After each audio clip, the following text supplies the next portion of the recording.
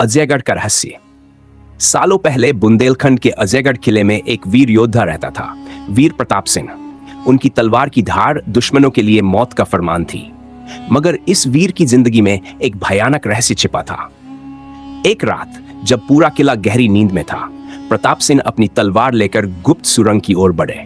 यह सुरंग सीधे किले के नीचे बने प्राचीन तहखाने तक जाती थी, जिसे वर्षों से किसी ने नहीं खोला था। कहा जाता था कि वहां एक ऐसा खजाना छिपा था जो शापित था। जो भी उसे लेने जाता वो कभी लौटकर नहीं आता। मगर प्रताप सिंह निडर थे। जैसे ही उन्होंने भारी पत्थर हटाकर तहखाने का दरवाजा खोला, एक सर्द हवा का झोंका आया। अंदर घना अंधेरा था, मगर उनकी जलती मशाल ने दीवारों पर उकेरी गई रहस्यमयी चित्रों को उजागर कर दिया।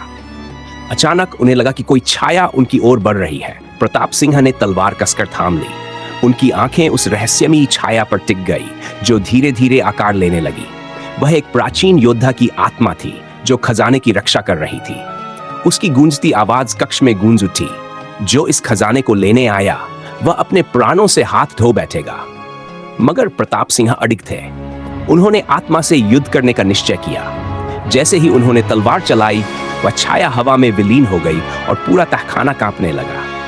अचानक जमीन फटने लगी और खजाने की चमकदार मूर्तियां और सोने की मोहरें जमीन में समाने लगी। प्रताप सिंह को एहसास हुआ कि यह कोई साधारण खजाना नहीं, बल्कि देवताओं का शापित धन था। उन्होंने झटपट बाहर निकलने की कोशिश की, मगर दरवाजा खुद ब खुद बंद हो गया। चारों ओर अंधेरा छा गया और आखिरी बार प्रताप सिंह की गर्जना सुनाई दी। एक सच्चा योद्धा कभी हार नहीं मानता।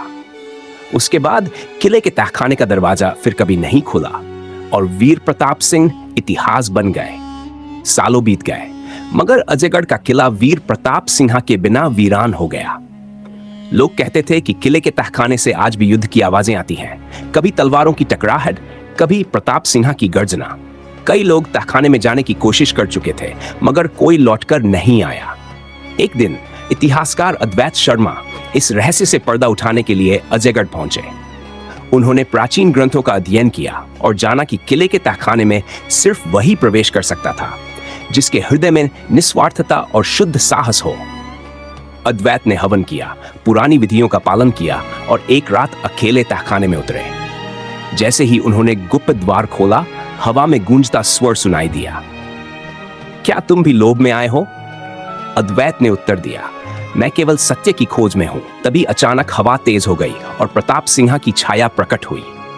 उन्होंने अद्वैत को गौर से देखा और कहा, अगर तुम सत्य जानते हो तो यह भी जानते होंगे कि यह खजाना क्यों शापित है।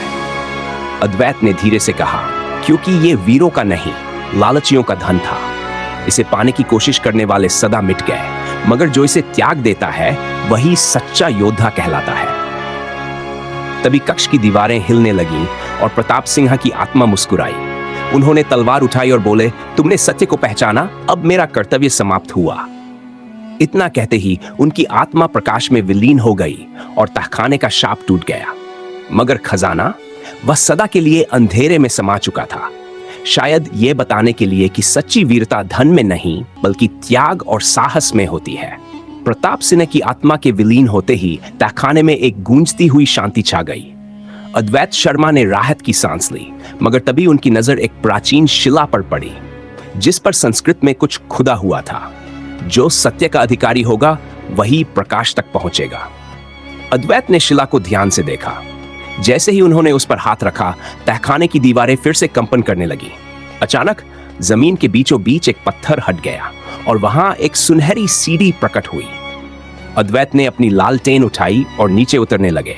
जैसे जैसे वह नीचे बढ़े, एक विशाल कक्ष उनके सामने प्रकट हुआ। यह कक्ष पिछले तहखाने से भी पुराना लग रहा था। इसकी दीवारों पर प्राचीन युद्धों की कथाएं उकेरी गई थीं, वीरों के बलिदान, राजाओं के फैसले और युद्धों के कारण। लेकिन कक्ष के केंद्र में जो था, उसने अद्वैत को स्तब्ध कर दिया।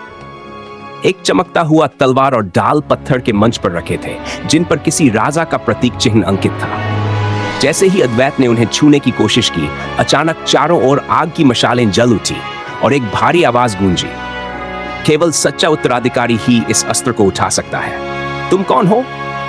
अद्वैत ने घबराकर पीछे हटने की कोशिश की, मगर दरवाजा बंद हो चुका था। अब उनके पास सिर्फ एक ही रास्ता था, सत्य को सिद्ध करना। अद्वैत शर्मा ने गहरी सांस ली और तलवार की ओर बढ़े।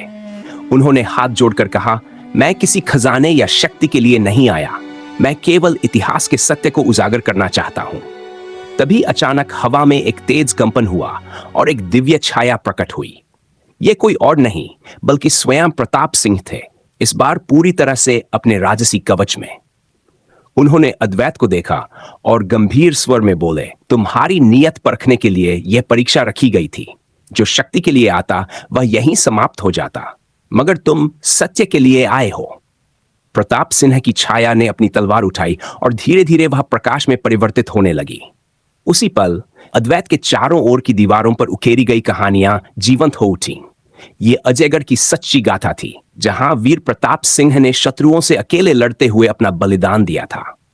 अद्वैत ने ध्यान से देखा तो उन्हें समझ आया कि यह कोई साधारण हथियार नहीं बल्कि एक पवित्र अस्त्र था, जिसे केवल न्यायप्रिय और वीर हृदय वाला व्यक्ति ही उठा सकता था। प्रताप सिंह मुस्कुराए और बोले, अब यह कथा केवल दीवारों तक सीमित नहीं रहेगी। जाओ और दुनिया को बताओ कि सच्चा योद्धा वह नहीं जो शक्ति के लिए लड़े, बल्कि वह है जो सत्य और धर्म की रक्षा करे। इतना कहते ही कक्ष में उजाला फैल गया और अद्वैत खुद को फिर से किले के मुख्य द्वार पर खड़ा हुआ पाए। तहखाने का द्वार हमेशा के लिए लुप्त हो चुका था। अद्वैत ने अपनी डायरी निकाली और लिखा, अजयगढ़ का रहस्य अब केवल एक किंवदंती नहीं बल्कि वीरता और त्याग की अमर गाथा है।